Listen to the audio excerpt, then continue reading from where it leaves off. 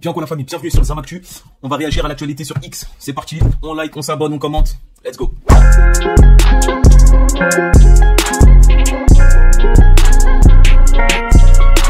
Alors, tweet de Sirène. Insolite, le député insoumis Louis Boyard retire sa belle montre juste avant de dénoncer les ultra riches en direct sur BFM TV. National. Et voilà, qu'on va suivre évidemment en direct. Rejet donc de la motion de censure de la France Insoumise. Il manquait 18 voix. Marie Chantrel. Louis Boyard, député de la France Insoumise, Louis Boyard. Parce que dans le même temps, il y a des gens qui regardent ça de haut en souriant. C'est les ultra riches. Là aussi, il est le cœur du problème. Quand on élabore un budget, on le fait sur la base de la réalité de la vie des gens. Merci beaucoup, Louis Boyard. Vous avez entendu cet appel aux militants et aux élus socialistes de désobéir à leur direction. On est ici.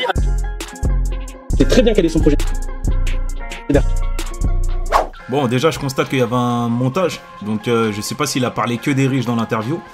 Alors, commentaire, ça fait pas de lui un ultra riche MDR, il est député, encore heureux qu'il porte une montre. Faux, c'est pour éviter de faire du bruit dans le micro quand il bouge la main. Apprends d'abord les conditions d'une interview. Je suis pas sûr, hein. Les mecs de BFM, ils ont tous une montre. La meuf là, Amandine Patalaya, Suivre évidemment en direct, rejet donc de la motion de censure de National. Et voilà, qu'on va suivre. Je suis pas sûr que ce soit une excuse valable. Oui, et il a pas le droit d'avoir une montre et de défendre les plus démunis. Personne n'a la référence de la montre. Mais tout le monde, lui, tape dessus gratuitement et sans raison. C'est d'un ridicule. Après, moi c'est simple ce que je pense. S'il l'a fait pour la raison en mode...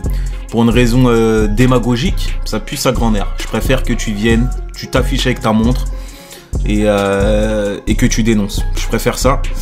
Mais s'il l'a fait vraiment pour une raison, on va dire professionnelle, c'est-à-dire pour pas faire du bruit dans le micro, parce que je vois qu'il bouge beaucoup sa main quand il parle, bah, ça pourrait l'expliquer. Alors du coup, il y a une seule vidéo où il retire sa montre contre plan où il la retire pas. C'est quoi le problème? J'espère que vous dites pas journaliste. Je ne supporte pas ce type, mais on peut être de gauche et aimer les montres, ce n'est pas antinomique. De plus, ce sont de simples Casio. Gros, quelle est la référence de la montre de Louis Boyard? Bon, j'ai la flemme de cliquer dedans. Tac tac, ok. Alors, on a vu que Louis Boyard a répondu. Alors, pourquoi il a répondu? Parce que même Javier Milei, qui est le président d'Argentine, hein, le chef d'État en Argentine, a retweeté Louis Boyard et sa montre. Donc lui il a répondu. Alors, l'extrême droite parle de ma montre. Je remets les pendules à l'heure. Voilà, j'ai été grillé. Apparemment, j'aurai une Rolex. Ça a fait des millions de vues. Le président de l'Argentine, Javier Milei, partage ça. C'est le bras droit de Donald Trump à l'international. Et du coup, bah désolé de vous décevoir, mais j'ai pas de Rolex. J'ai cette montre. Elle coûte 295 €. C'est mes amis qui me l'ont offert pour mon anniversaire des 25 ans. Merci les gars. Je la porte sur plein de vidéos, juste avant les interviews ou les plateaux, comme je parle avec mes mains, que je peux cogner sur des tables ou autres. Bah j'ai pris l'habitude de l'enlever. Et du coup, je sais pas quoi ajouter de plus, si ce n'est que c'est encore une désinformation supplémentaire et qu'à un moment va falloir en parler. Parce que là, c'est une histoire de montre. Mais début septembre, ces mêmes réseaux de désinformation faisaient croire qu'il y avait des problèmes dans mes comptes de campagne alors qu'ils ont tous été validés. Encore avant, c'était le directeur de Canal+ qui organisait une campagne de désinformation contre moi directement depuis les bureaux de Canal+. Encore hier, on a appris que le député de la France Insoumise Carlos Martins Bilongo avait été victime d'une campagne de désinformation l'accusant de blanchiment d'argent et de fraude fiscale. En réalité, tout ça était faux. C'est devenu quotidien pour la France Insoumise de devoir affronter des campagnes de désinformation à une échelle internationale. Parce que qui lance ces campagnes de désinformation? Ce sont les réseaux d'extrême droite, les réseaux Bolloré, les réseaux Pierre-Édouard Sterrin, qui eux-mêmes sont liés au réseau Javier Milei en Argentine ou même au réseau de Donald Trump, qui sont des gouvernements qui utilisent la désinformation comme stratégie dans leur pays. En France, la France Insoumise est victime de ça. La campagne présidentielle est en train de s'approcher et on va avoir de plus en plus de campagnes de désinformation dans ce genre. Et mon dernier mot, il est pour les médias. Vous avez une responsabilité. Aujourd'hui, l'extrême droite, ses milliardaires et ses gouvernements organisent des campagnes de désinformation de masse. Vous devez le dénoncer, vous devez le décrypter, vous devez en parler, parce que c'est essentiel pour comprendre la politique et pour comprendre l'information. Et aujourd'hui, ce que j'observe, c'est que vous êtes peu nombreux à mettre le doigt sur ce phénomène. Qu'est-ce que tu veux rajouter à ça? Le gars, il était clair, précis, concis, circoncis. Non, sérieusement, non, tu peux... C'est bon, en fait, tout est dit. C'est bien parce qu'il s'est saisi du buzz pendant qu'il était encore chaud. Il a pas attendu. S'il aurait attendu, on aurait pu penser qu'il va essayer d'endormir les gens et d'inventer une histoire, mais voilà. C'est simplement, comme l'a dit l'autre commentaire, c'est simplement parce que ça tapote le micro et je veux bien le croire. Et je vois pas pourquoi je croirais pas. C'est aussi simple que ça des fois. On va voir les commentaires. Quand je m'achète une montre, elle coûte 30 €. 10 fois moins que vous. Et alors? Il va pas... Mais c'est une dinguerie. Du coup, c'est toi qui vas fixer le montant auquel Louis Boyard ait le droit de s'acheter une montre? C'est complètement con, ça. Louis Boyard, Louis Boyard, comme tout au long de sa carrière, ment comme il respire et n'assume pas être et vivre comme un riche. Saurais-tu retrouver ces différents modèles de montres aperçus dans toutes ses interventions? J'aimerais bien savoir s'il a répondu à ça. D'après des observations relayées en ligne, Louis Boyard a été aperçu avec au moins 4 modèles de montres différents, publics sur ses réseaux. Ses proches affirment que la récente montre est une Tissot à 295 €, mais cela n'explique pas la variété remarquée. Sans une analyse visuelle complète, je ne peux lister nanani nanani. Comme celle-là, sais-tu identifier? Pourrais-tu l'identifier cette montre? D'après l'image, cette montre n'a pas le design typique d'une Tissot, elle ressemble davantage à une Rolex, un bracelet métallique avec nanani évalué autour de 8 000, 15 000 €. Ah ouais, quand même. Après, c'est ça que moi je dis, hein. Si les gens de la gauche, ils ont tout intérêt à montrer, à assumer directement leur richesse, parce que sinon, justement, tu as le risque de te faire ficha comme ça. À longueur de temps, tu passes ton temps à dénoncer la pauvreté, alors faut que tu sois exemplaire. Et bien évidemment, être exemplaire, ça veut pas dire jouer les pauvres. Moi, je préfère quelqu'un qui affiche sa richesse complètement. Il affiche sa richesse, mais au moins il est sincère. Il est sincère avec le peuple. Bref. En fait, tu as juste comme un réflexe de Rital qui parle beaucoup avec ses mains. Ce que je peux parfaitement comprendre, parce que si tu m'attaches les mains, je peux plus parler. Bref, beaucoup de bruit pour pas grand chose. Chez les droits tardés. Ah ouais, qu'est-ce que tu veux que je te dise? Alors, tweet des grandes gueules. Je viens d'un pays, la Syrie, où dès que j'écrivais un article, j'étais humilié et frappé. Et 13 ans plus tard, je me retrouve face à LFI qui veut me faire taire. Dénonce Omar Youssef Souleyman, auteur du livre Enquête sur les complices du mal. Alors les gars, je vais juste faire un petit commentaire sur cette phrase. Je suis complètement contre tous les trucs qu'on essaye de te censurer parce que tu parles. Comme ce qui s'est passé avec Charlie Kirk. On l'a tué parce que le gars, il faisait des débats. Ça, c'est une dinguerie, déjà. C'est la base de débattre, c'est la base. Et mes amis, ils en savent quelque chose. Et là, il dit 13 ans plus tard, je me retrouve face à LFI qui veut me faire taire. Moi, par exemple, si sur moi, tu dis des choses qui sont fausses dans ton livre, c'est normal que je voudrais te faire taire. Et encore, hein, c'est juridiquement, c'est même pas physiquement, c'est juridiquement. Donc, il a diffamé LFI. Selon LFI, il les a diffamés. Donc, c'est normal que LFI veuille le faire taire. Et encore une fois, c'est pas physiquement. On va regarder la vidéo.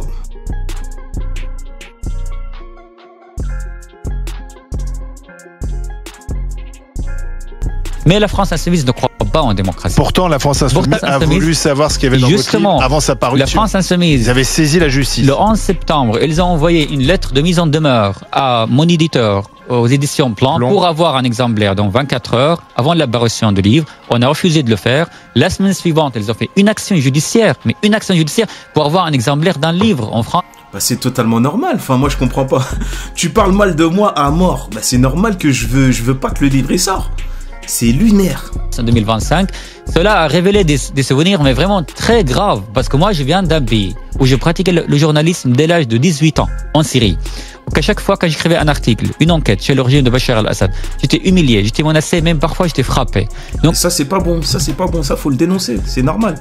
Ça c'est des choses qui se font pas. C'est des choses qui se font pas, mais malheureusement on est dans un pays où quand tu dis quelque chose qui plaît pas et que ce soit de tous les côtés, hein, que ce soit des musulmans, que ce soit des chrétiens, que ce soit de tous les côtés, les gens ne supportent pas la parole contradictoire. Et même dans les médias, on le voit bien avec CNews, hein. CNews qui aujourd'hui il n'y a pas de contradicteurs sur leur plateau. Et je dirais un peu la même chose sur Quotidien, parce que Quotidien en vrai je crois qu'il y a personne de droite sur le plateau de Quotidien. Je crois qu'il y a que de la gauche caviar. Et t'as aussi sur TPMP, avant que TPMP devienne ce qu'il est aujourd'hui, le TPMP qu'on a vu récemment, il y avait très peu de contradictions, si ce n'est Gilles Verdez, qui pour moi n'est pas une contradiction, mais est une caricature de la contradiction. Par contre, t'avais Thomas Guénolé, mais vous voyez ce qui arrivait à Thomas Guénolé, la violence qu'il subissait sur le plateau, c'était incroyable. À chaque fois que j'écrivais un article, une enquête sur le régime de Bachar al-Assad, j'étais humilié, j'étais menacé, même parfois j'étais frappé. Donc je suis pas, alors j'ai fouillé ces persécutions du régime de Bachar al-Assad. Et vous n'avez pas envie de la retrouver en 2012, et 13 ans plus tard, je me retrouve face aux politiques qui souhaitent me faire taire. Ah oui, et pour débattre sur le fond, pour parler du fond. De qui parle-t-il? Du coup, LFI complice du mal, nanani. J'ai toujours pas vu, hein. Peut-être que j'ai raté quelque chose, j'ai raté un épisode. J'ai toujours pas vu. De qui LFI est-il le complice? Dites-le nous si vous avez des choses. J'ai l'impression qu'ils ont rien et qu'ils font beaucoup de bruit pour pas grand-chose. Donc là, on va passer à un tweet d'après. Les grandes gueules, le régime de Bachar al-Assad a tué des milliers de Palestiniens. Rima Hassan ne le dénonce pas. Elle ne lutte pas pour les Palestiniens, mais contre Israël. Dénonce Omar Youssef Souleyman, auteur du livre. Alors, je vais juste faire un petit commentaire sur ça. Ça aussi, c'est pareil. En fait, sur ça, on peut il a peut-être raison. En fait, il a peut-être raison. On peut critiquer la forme du combat de Rima Hassan. Rima Hassan est palestinienne. On peut critiquer la forme. C'est vrai. Peut-être qu'elle lutte plus contre Israël que pour les Palestiniens. En vrai, ça change pas grand-chose. Ça change pas grand-chose au fait qu'elle lutte pour la souveraineté du peuple palestinien, en fait. C'est pour ça qu'en fait, moi, ce monsieur, je le trouve louche. J'ai l'impression qu'il est... Bon, les gens, ils aiment bien dire qu'il est financé quand ils aiment pas une parole. Moi, je vais pas faire le... je vais pas commettre cette erreur-là. Mais, frère... je sais pas, moi, enfin... Je sais pas. On sait pas où ils sont. Ah, ils étaient assassinés. L'origine de Bachar al-Assad et son père, Hafez Assad, a tué des centaines de milliers de Palestiniens et Syriens. Enfin, pourquoi elle le dénonce pas? Syrie, parce que c'est ça l'hypocrisie de Rima Hassan. Ça veut dire pour elle, la cause palestinienne se limite à Tsahal, se limite à Israël. Ça veut dire Rima Hassan ne lutte pas pour les Palestiniens, mais il lutte contre Israël. Mais du coup, lui, on pourrait lui poser la même question. Est-ce qu'il lutte contre Israël? Après, c'est vrai que c'est un Syrien, c'est pas un Palestinien. Donc, je sais pas si c'était pertinent comme intervention. Contre l'ensemble d'Israël. Peu importe qui assassine les Palestiniens, elle s'en fiche complètement. D'ailleurs, elle répète sans cesse que la cause palestinienne, c'est une cause européenne. Et ça, c'est un discours très manipulateur. Parce que en fait, le problème, c'est que les gens, ils sont tous en érection sur Rima Hassan. Et ce qui serait bien, ce serait un débat entre telle personne et telle personne. Mais bon, le problème, c'est que Rima Hassan, elle est tellement diabolisée sur les plateaux que elle donne très peu de crédit à ces médias-là. Parce que et du coup, eux, ça les laisse, ça laisse place à beaucoup de diffamations sur Rima Hassan, beaucoup de choses. Tout le monde dit tout et n'importe quoi. Elle souhaite et dans le même temps, Sarkozy. Il va en prison comme un héros. Alors que je rappelle que Sarkozy a traité avec le numéro 2 libyen. Ce numéro 2 libyen qui est impliqué dans un attentat terroriste ayant provoqué la mort de 170 innocents. C'est une dinguerie. Mais bon, c'est Rima Hassan l'ennemi. C'est Rof qui a raison, valeur inversée. Jour et nuit, la France, comme quoi elle est responsable de ce qui se passe en Palestine, afin d'augmenter cette culpabilisation chez nos jeunes qui ont déjà une mémoire dite colonialiste. Vous voyez, une sorte très malin et très dangereux. Deuxièmement, Rima Hassan n'a jamais reconnu la France qu'elle a construite, la France qu'elle a tout offert, la France qu'elle l'a fait. Pareil, même ça c'est faux. J'ai regardé plein d'interviews de 2 heures de Rima Hassan, où elle a grandi en France, elle a fait toutes ses armes en France, je sais plus dans quel coin qu'elle a grandi, mais ça c'est pareil, c'est de la diffamation. Après, Rima Hassan, elle les calcule même pas eux en vérité. Au contraire, mais ils font que parler d'elle et dire des mensonges, en vrai. Crache sur la France jour et nuit. Et c'est ça la différence entre Rima Hassan et moi. Elle crache pas sur la France, par contre elle crache sur le gouvernement français, comme beaucoup d'entre nous. Citoyen français, je suis fier de l'être. Et quand je dis que citoyen français, aujourd'hui, malheureusement, dans le contexte... Après oui, moi je suis d'accord, on peut faire des critiques, on peut mettre des critiques sur la forme du combat que mène Rima Hassan. Pourquoi elle fait pas un tel, pourquoi elle fait pas un tel, mais en vérité, on peut mettre des critiques sur tout le monde. Hein. Tout le monde, il y a un 2 poids 2 mesures chez tout le monde, et même lui.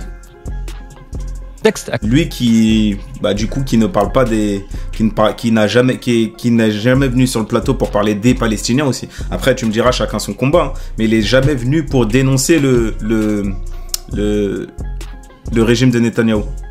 On est considéré comme nationaliste ou extrême droite. Non, moi j'appartiens à la France de Voltaire, de Jean Jaurès, de Paul Éluard. Et Rima Hassan, elle appartient à qui? Elle appartient à Hamas. Vous savez pourquoi Rima Hassan appartient à Hamas? Parce que premièrement, Rima Hassan n'a rien à voir d'une exilée. Rima Hassan est arrivée ici comme un enfant avec sa mère, elle était intégrée, etc. D'ailleurs, elle parle mal l'arabe. Hein. Deuxièmement, ça c'est pas une condamnation, elle fait tout ce qu'elle veut. Deuxièmement, Rima Hassan, quand elle dit que le Hamas, le massacre horrible de Hamas le 7 octobre, elle ne condamne pas dans ses interventions, etc. Elle dit qu'elle le légitime. Elle est très ambiguë. Moi, je trouve que c'est horrible. Voilà, c'est ça. C'est comme j'ai dit, on peut se questionner sur la forme. Après, moi, j'ai toujours dit, les gars, et ça, c'est en écoutant Rima Hassan que j'avais vu ça. Sur les médias, ils font tourner la musique comme quoi c'est antisémite. Je pense pas que ce soit un pogrom antisémite comme ils disent. Je pense que c'est plutôt un acte anti-occupation d'Israël. Pourquoi ils sont venus? Parce qu'il y a, par rapport au contexte d'occupation d'Israël, ils sont venus pour ça. Mais les médias ont transformé ça en pogrom antisémite. Ils sont venus tuer du juif. Et c'est ça le problème avec la désinformation. Après, là où je suis pas d'accord avec Rima, bien évidemment que le Hamas. Mais moi, je pourrais reprocher à Rima Hassan de pas avoir assez condamné le Hamas. Il faut le condamner avec la plus grande fermeté parce que ils ont tué des innocents. C'est aussi simple que ça. C'est même pas antisémite ou je sais pas quoi. Ils sont venus, ils ont tué des innocents. 7 octobre, t'as tué des innocents, c'est mort. C'est mort. Je peux pas mettre un mot sur toi, je peux pas mettre une lettre sur toi pour le défendre parce que t'es venu, t'as tué des innocents. Fin du débat. Le LFI, ils auraient économisé tellement de salive, tellement de diffamation, tellement de choses s'ils auraient dit ça. Et c'est là où justement ils ont sauté l'extrême droite et tout ça. Enfin d'ailleurs c'est même pas que l'extrême droite, hein, c'est tout le monde. Ils ont sauté sur ça pour diaboliser la LFI. Et aujourd'hui ça marche parce qu'aujourd'hui LFI c'est le parti à skip, le parti dont il faut pas s'approcher, le parti qui fait le plus peur à la France. C'est belle ambiguïté, il faut qu'il soit condamné parce que ça c'est belle l'apologie du... C'est ça, c'est cette ambiguïté envers le Hamas. Ouais c'est ça. Hein. Cette ambiguïté envers le Hamas. Ils le disent, hein. Ils le disent. Bompard, il l'a déjà dit clairement. On condamne le Hamas, mais t'as quand même toujours ce sentiment que t'as toujours ce sentiment d'ambiguïté. Peut-être parce qu'ils l'ont condamné pas assez, peut-être parce qu'ils condamnaient plus Israël que le Hamas, mais n'empêche que t'as ça et les gens jouent sur ça. Alors qu'on sait très bien que les électeurs sont totalement contre ça. Bref, la famille, c'était un peu long aujourd'hui. Laissez votre avis en commentaire, likez, commentez, abonnez-vous. Et sur vous.